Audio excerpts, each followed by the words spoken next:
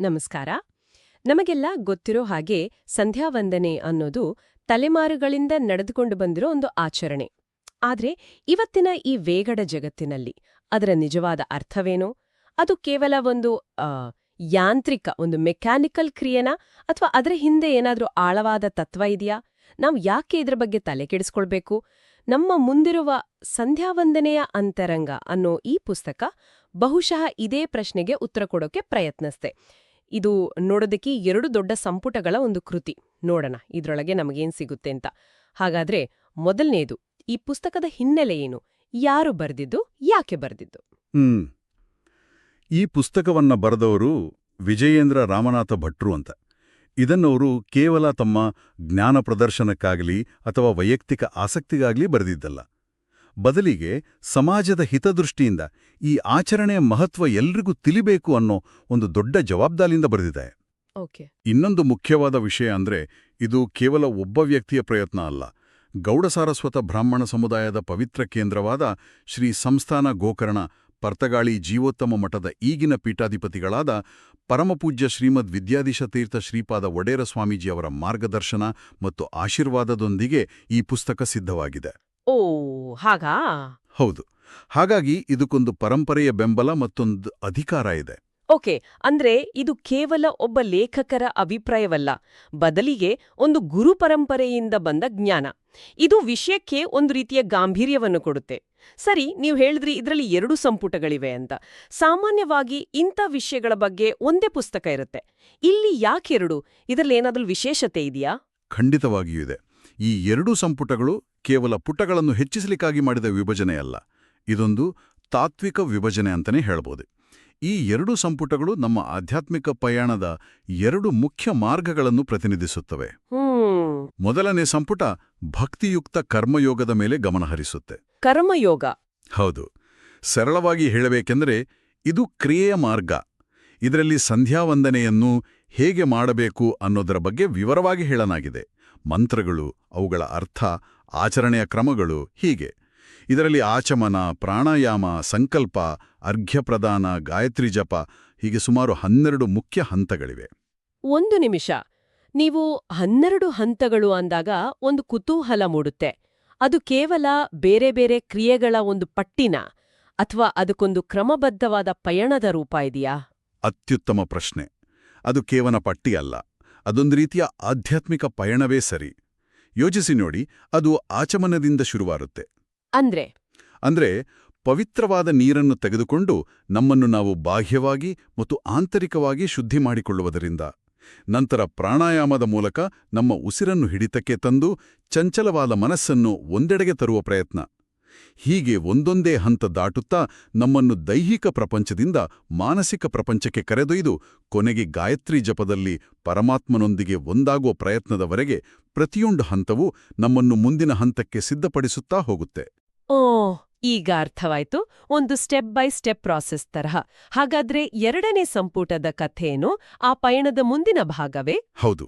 2ನೇ ಸಂಪುಟ ನಮ್ಮನ್ನು ಸಂಪೂರ್ಣ ಬೇರೆ ಆಯಾಮಕ್ಕೆ ಕೊಂಡೊಯ್ಯುತ್ತೆ. ಅದು ಭಕ್ತಿಯುಕ್ತ ಜ್ಞಾನಯೋಗವನ್ನು ವಿವರಿಸುತ್ತೆ. ಅಂದ್ರೆ ಜ್ಞಾನದ ಮಾರ್ಗ. ಜ್ಞಾನಯೋಗ? ಹೌದು. ಮೊದಲನೆಯ ಸಂಪುಟ ಹೇಗೆ ಮಾಡಬೇಕು ಅಂತ ಹೇಳಿದ್ರೆ, 2ನೇ ಸಂಪುಟ ಏಕೆ ಮಾಡಬೇಕು ಅನ್ನೋ ಪ್ರಶ್ನೆಗೆ ಆಳವಾದ ಉತ್ತರ ಕೊಡುತ್ತೆ. ಇದರಲ್ಲಿ ಅನುಸಂಧಾನ ಅಂದ್ರೆ ಆಳವಾದ ಚಿಂತನೆ ಮತ್ತು ಧ್ಯಾನದ ಬಗ್ಗೆ ಚರ್ಚಿಸಲಾಗಿದೆ. ಅನುಸಂಧಾನ ಅಂದ್ರೆ ಏನು? ಅದು ಕೇವಲ ಮಂತ್ರದ ಅರ್ಥವನ್ನು ಯೋಚಿಸುವುದಾ ಅಥವಾ ಅದಕ್ಕಿಂತ ಆಳವಾದದ್ದೇನಾದ್ರೂ ಇದೆಯಾ? ಪುಸ್ತಕದಲ್ಲಿದರ ಬಗ್ಗೆ ಏನಾದ್ರೂ ಉದಾಹರಣೆಗಳಿವೆಯಾ? ಅನುಸಂಧಾನ ಅಂದ್ರೆ ಕೇವಲ ಬೌದ್ಧಿಕವಾಗಿ ಅರ್ಥ ಮಾಡಿಕೊಳ್ಳುವುದಲ್ಲ. ಅದು ಆ ಮಂತ್ರದ ತತ್ವವನ್ನು ನಮ್ಮ ಅನುಭವಕ್ಕೆ ತಂದುಕೊಡುವುದು. ಉದಾಹರಣೆಗೆ, ಗಾಯತ್ರಿ ಮಂತ್ರ ಕೇವಲ ಪದಗಳ ಸಮೂಹವಲ್ಲ.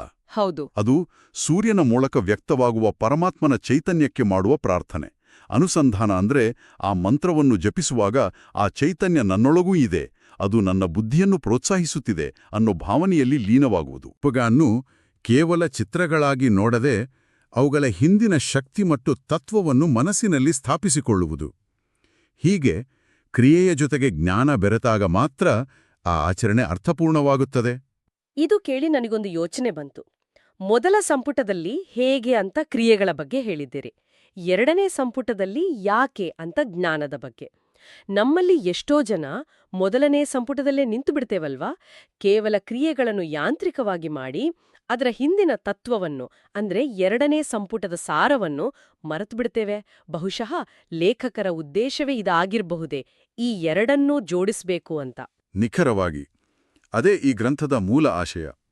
ಕರ್ಮ ಮತ್ತು ಜ್ಞಾನ ಎರಡೂ ಸೇರಿದಾಗ ಮಾತ್ರ ಒಂದು ಆಚರಣೆ ಪರಿಪೂರ್ಣವಾಗುತ್ತದೆ.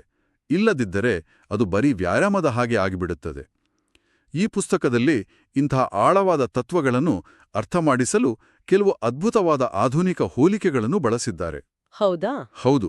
ಅದರಲ್ಲೂ ಸಂಕಲ್ಪದ ಬಗ್ಗೆ ಇರುವ ಹೋಲಿಕೆ ಬಹಳ ಚೆನ್ನಾಗಿದೆ. ಓಕೆ, ಸಂಕಲ್ಪ ಅಂದ್ರೆ ಯಾವುದೇ ಪೂಜೆ ಅಥವಾ ಧಾರ್ಮಿಕ ಕಾರ್ಯ ಶುರು ಮಾಡುವ ಮೊದಲು ಮಾಡುವ ಪ್ರತಿಜ್ಞೆ. ಇದರ ಬಗ್ಗೆ ಪುಸ್ತಕದಲ್ಲಿ ಏನು ಹೇಳಲಾಗಿದೆ? ಲೇಖಕರು ನಮ್ಮ ಜೀವನವನ್ನು 2 ಭಾಗಗಳಾಗಿ ವಿಂಗಡಿಸ್ತಾರೆ: ಲೌಕಿಕ ಜೀವನ ಮತ್ತು ಆಧ್ಯಾತ್ಮಿಕ ಜೀವನ. ಲೌಕಿಕ ಜೀವನದಲ್ಲಿ ನಾವು ಒಂದು ದೇಶದಲ್ಲಿ ವಾಸಿಸುವಾಗ ಆ ಸರ್ಕಾರದ ಸಾರ್ವಭೌಮತ್ವ ಅಂದ್ರೆ ಅದರ ಅಧಿಕಾರವನ್ನು ಒಪ್ಪಿಕೊಳ್ಳುತ್ತೇವೆ. ಸರಿ. ಉದಾಹರಣೆಗೆ ನಾವೊಂದು ಮನೆ ಕಟ್ಟಬೇಕಾದರೆ ಸುಮ್ಮನೆ ಶುರು ಮಾಡೋದಿಲ್ಲ.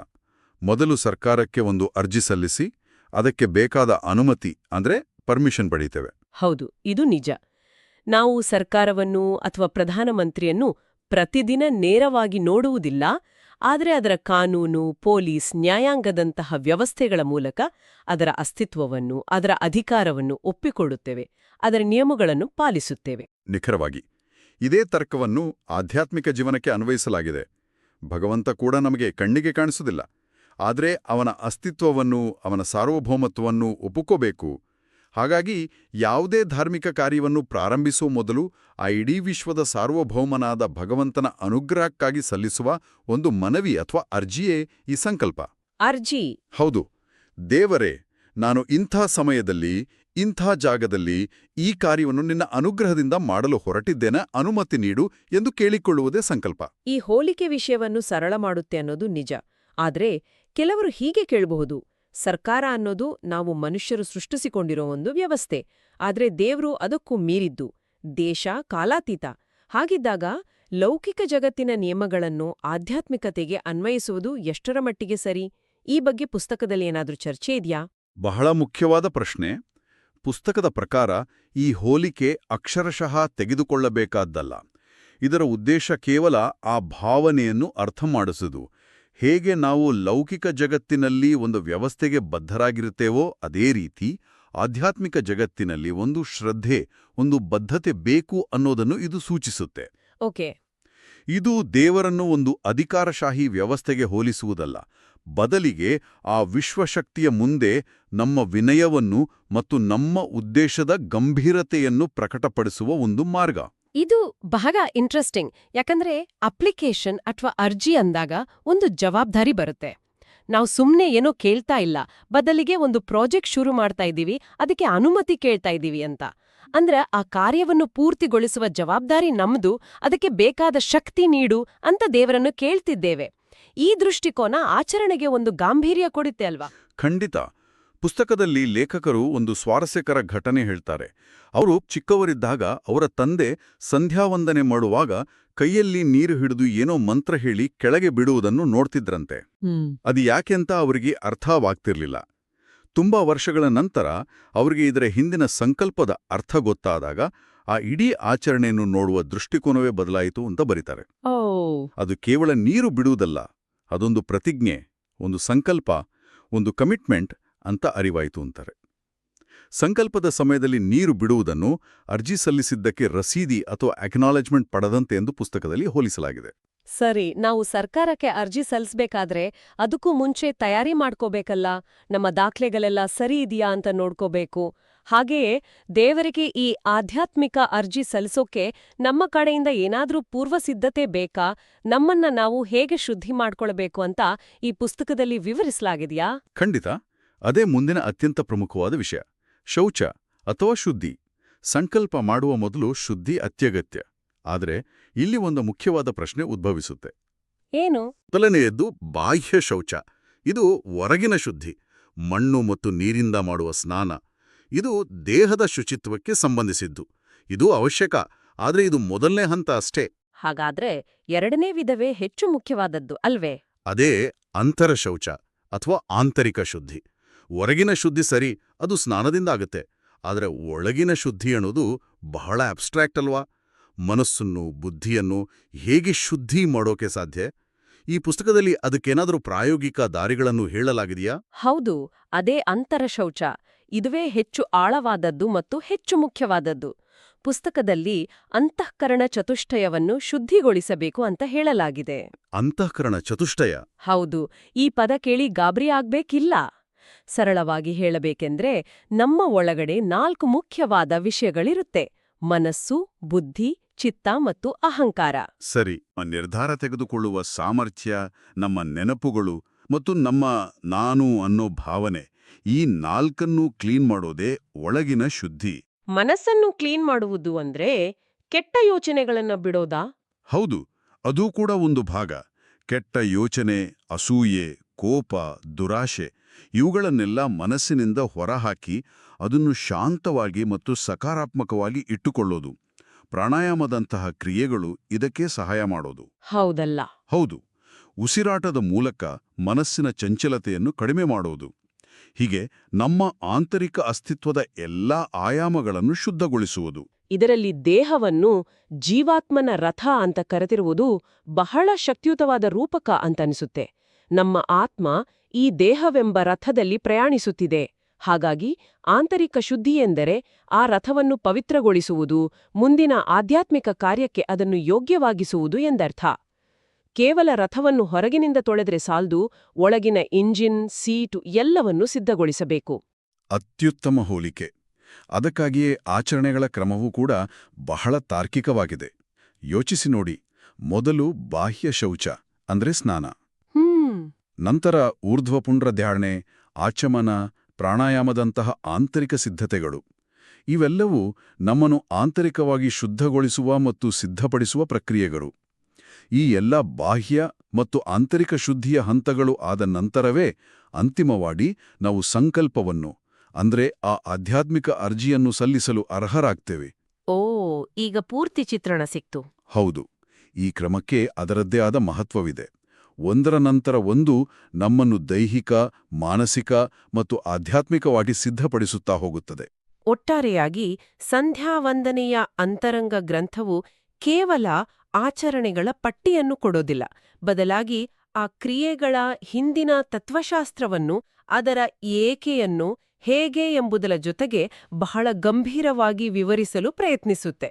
ಸರಕಾರ ಮತ್ತು ಭಗವಂತನ ನಡುವಿನ ಹೋಲಿಕೆಯ ಮೂಲಕ ಸಂಕಲ್ಪದ ಗಾಂಭೀರ್ಯವನ್ನು ತಿಳಿಸುವುದು ಮತ್ತು ಬಾಹ್ಯ ಹಾಗೂ ಆಂತರಿಕ ಶುದ್ಧಿಯ ನಡುವಿನ ವ್ಯತ್ಯಾಸವನ್ನು ಸ್ಪಷ್ಟಪಡಿಸುವುದು. ಇವೆಲ್ಲವೂ ಪ್ರಾಚೀನ ಆಚರಣೆಗಳಿಗೆ ಒಂದು ಹೊಸ, ಆಧುನಿಕ ಮತ್ತು ತಾರ್ಕಿಕ ದೃಷ್ಟಿಕೋನವನ್ನು ನೀಡುತ್ತವೆ. ಇದು ಕೇವಲ ಮಾಡಿ ಮುಗಿಸುವ ಕ್ರಿಯೆಯಲ್ಲ, ಅದೊಂದು ಅರಿವಿನ ಪಯಣ ಅಂತ ಸ್ಪಷ್ಟಪಡಿಸುತ್ತೆ. ಹೌದು. ಈ ಚರ್ಚೆಯ ಕೊನೆಯಲ್ಲಿ ಕೇಳಿಕೊಳ್ಳಬೇಕಾದ ಒಂದು ಕುತೂಹಲಕಾರಿ ಪ್ರಶ್ನೆಯಿದೆ. ಮೂಲ ಗ್ರಂಥದಲ್ಲಿ ಸಂಕಲ್ಪ ಮಂತ್ರದ ಬಗ್ಗೆ ವಿವರಿಸುವಾಗ ಆ ಕಾರ್ಯವನ್ನು ಮಾಡುವ ದೇಶ ಅಂದ್ರೆ ಸ್ಥಳ ಮತ್ತು ಕಾಲ ಅಂದ್ರೆ ಸಮಯ, ಇವೆರಡನ್ನೂ ಬಹಳ ನಿಖರವಾಗಿ ಉಲ್ಲೇಖಿಸಲಾಗಿದೆ ಎಂದು ಹೇಳಲಾಗಿದೆ. ಹೌದಲ್ಲ? ಭರತ ವರ್ಷೆ, ಭರತ ಖಂಡೆ ಅಂತ ಶುರುವಾಗಿ ನಾವಿರುವ ನಿರ್ದಿಷ್ಟ ಸ್ಥಳ ಮತ್ತು ಸಮಯವನ್ನು ಹೇಳ್ತೇವೆ. ಹೌದು.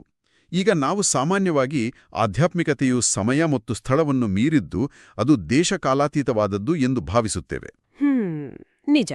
ಹಾಗಿದ್ರೂ ಒಂದು ಅತೀಂದ್ರಿಯ ಅನುಭವಕ್ಕಾಗಿ ಮಾಡುವ ಆಚರಣೆಯನ್ನು ಪ್ರಾರಂಭಿಸುವ ಮೊದಲು ನಮ್ಮನ್ನು ಒಂದು ನಿರ್ದಿಷ್ಟ ಭೌಗೋಳಿಕ ಸ್ಥಳ ಮತ್ತು ಒಂದು ನಿರ್ದಿಷ್ಟ ಐತಿಹಾಸಿಕ ಕಾಲದಲ್ಲಿ ಇಷ್ಟು ನಿಖರವಾಗಿ ಸ್ಥಾಪಿಸಿಕೊಳ್ಳುವುದು ಏಕೆ ಇಷ್ಟು ಮುಖ್ಯ?